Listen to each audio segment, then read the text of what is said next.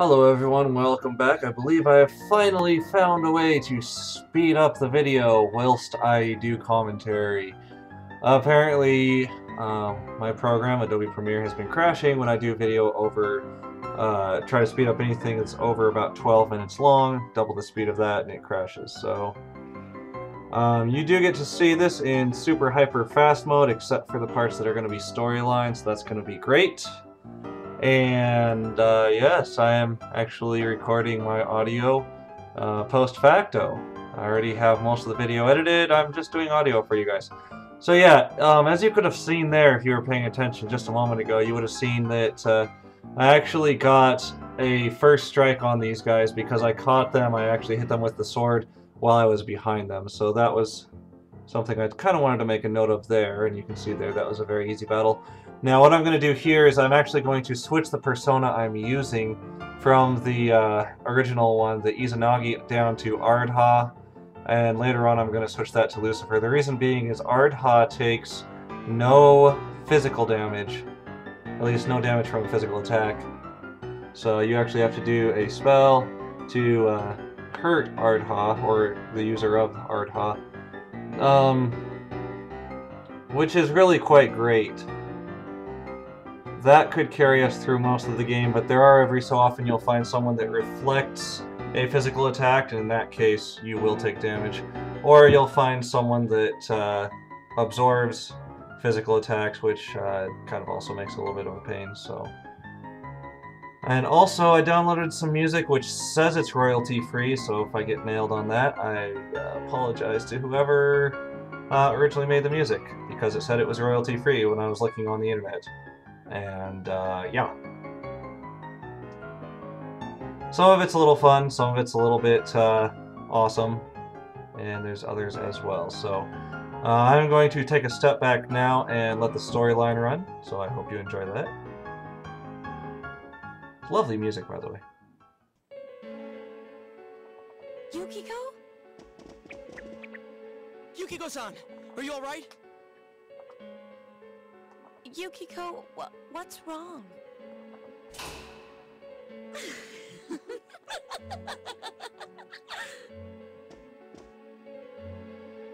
Oh my, special guests. I wonder how they'll play into all this. Things are really heating up. Yes, they are. Okie dokie, I'm going back to hunt for my Prince Charming. Oh, where could he be? This place is huge. It's so exciting, but it makes it so hard to find him. Oh, maybe he's playing hide and seek in the fog. Ready or not, here I come. Let's go further in then, shall we?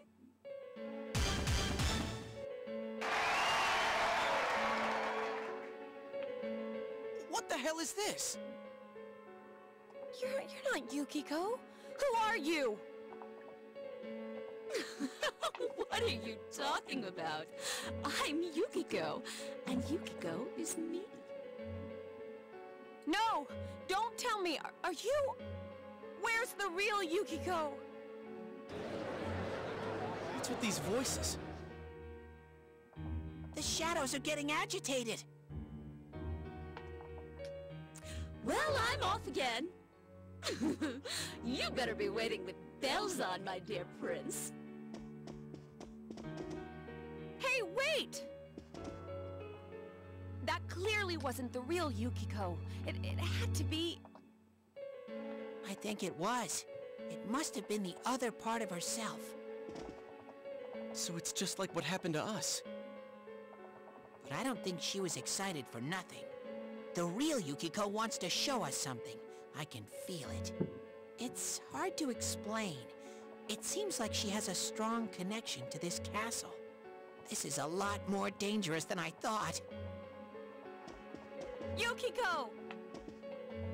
Hey! Not again. Damn it, we told her not to run off on her own. And we're off to continue attempting to save Yukiko. And I'm gonna play some awesome music again. So, what else shall I talk about for this movie now that I've got another 10 minutes of movie to talk? Yeah, so every floor of every level, there's some kind of text that will pop up, so whenever I'm speeding up the video, I do try to give you extra time to try to read what's going on there, and if you can't read it, you can always pause the video, so I apologize if that's a little bit too fast for you. When it pops up those black messages, though, that's just information that you already know. Looks like I completely missed the attack there. So, now, if you look in the bottom left corner, you'll see something that says Rush Stop. That's because, and you'll see it on the next battle as well, that's because I am hitting triangle button there, which causes your character and all other characters that you're controlling to automatically do a physical attack, and then it speeds up the battle so it doesn't take as long. Just a kind of a convenient little way for it to make it so you don't have to go through every single battle. Now, you have to be very, very careful with that and with who you're attacking. If I can remember later on, I will try to make a note of characters that are this way. But again, it's like I was mentioning before the storyline right there.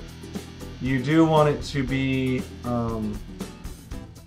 anyone that does not is not immune to physical damage, or especially anyone that does not reflect physical damage, because you can kill yourself there. You can see there I got an advantage enemy, which is basically like a first strike enemy. So, yeah, so you want to be a little bit careful of that. Again, I will try to point those out, tell you which floors those are on which, yeah, which floors those are on, and so they're easier to find. Now, what else? The other thing, I don't remember exactly at what point I do it, but I do switch from the Ardha persona to the Lucifer persona, just because the Lucifer persona at the end of each battle gives you full health and full mana every single time. Really, really handy to give him. So I do switch that over. Makes it so that you can cast a huge spell. He has an ice type spell that hits all opponents. Takes about half your mana at this level, but so he does that, but then you get that right back at the end of the battle. So if you do find any of those guys that are immune to physical or reflect physical, that would be a way to deal with them. Now, one other thing you might be noticing as we go through this awesome dungeon with the awesome music that I added, yeah, is that I have not been keeping my other characters alive, Yosuke and Chie. That's because, compared to me, they're pretty much useless, and once we get through another couple dungeons, it will actually allow me to add and remove characters from my... Ooh, Gentleman's Talk, so let's equip that. Add and remove characters from my party, and at that point I basically start playing the game without anyone else. It's just going to be the main character. I might have one other that I'm thinking about using. Your maximum party size is 4, but the reason it benefits you to not give yourself other characters as well is really just because you get all the experience instead of dividing it between yourself and your other characters. So kind of just helps you get to that end game a little bit sooner. So end of that song, let's play another one.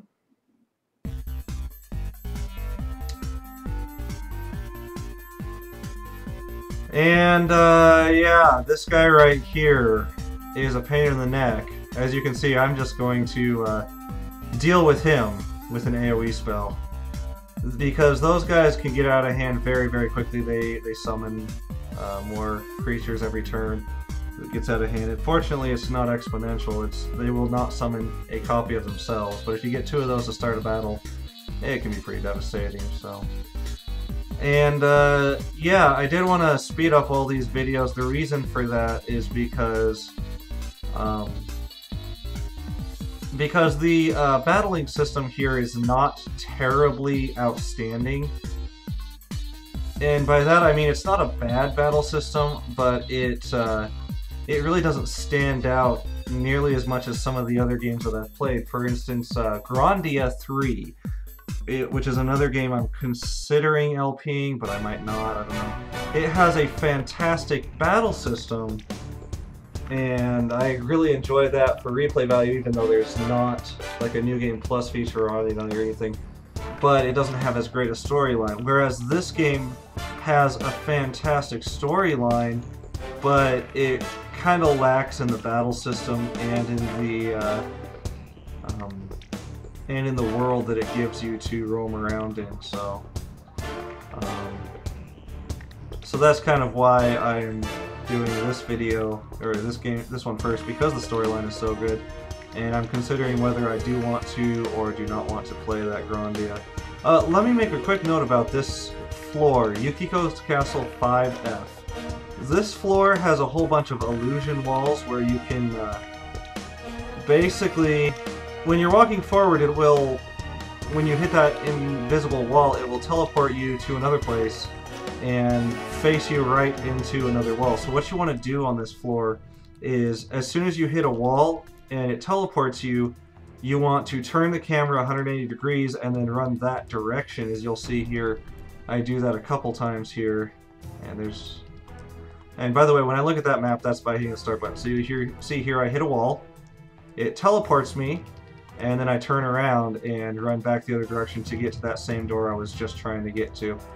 And that's how that works. It's not terribly complicated, but at the same time it can really frustrate you if you're not sure how to do that. They do put a few tricky floors in this game that kind of mess it up. So that door was locked, so we have to go do something else.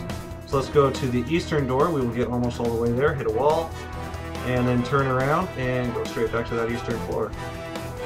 Or eastern door, excuse me.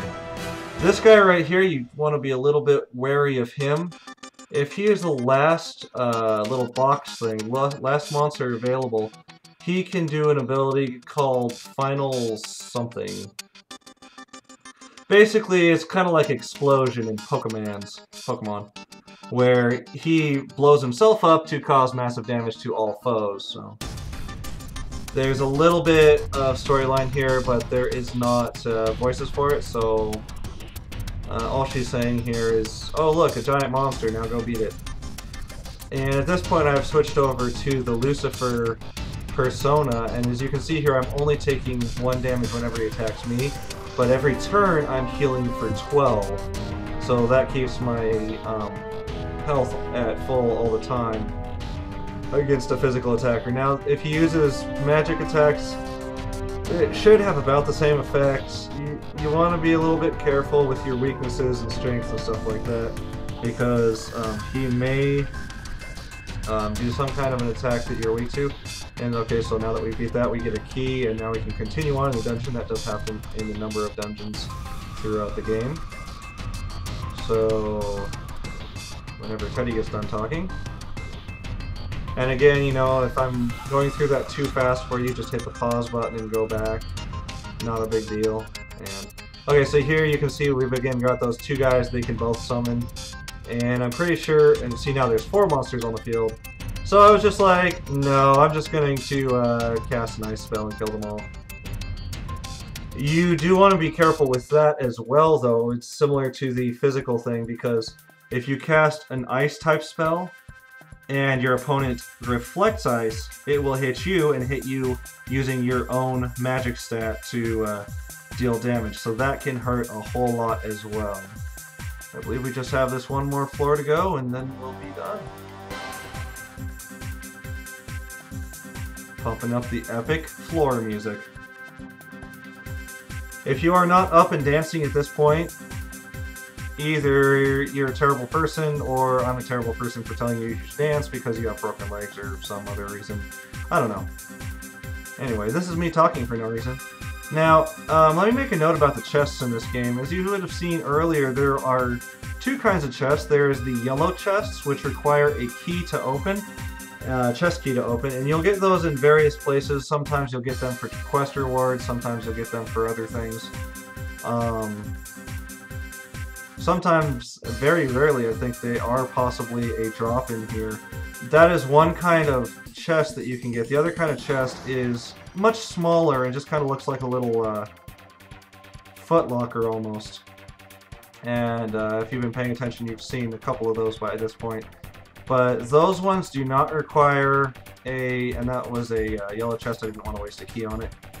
Those little foot locker chests do not require a key, they usually don't have as good of rewards, but it just kind of depends on what you have available. How many keys you have available. Oh, you can also get keys from fishing, which we'll do later. But then you want to be careful with those footlocker chests, because if you ever get one that says you sense a some kind of like an ominous presence, do not open it. There is a high-level boss in there that you do not want to deal with. So that's going to be it for the dungeon. So I will cut off the video here, and I hope you enjoyed it. We'll do the boss on the next one. Talk to you guys later.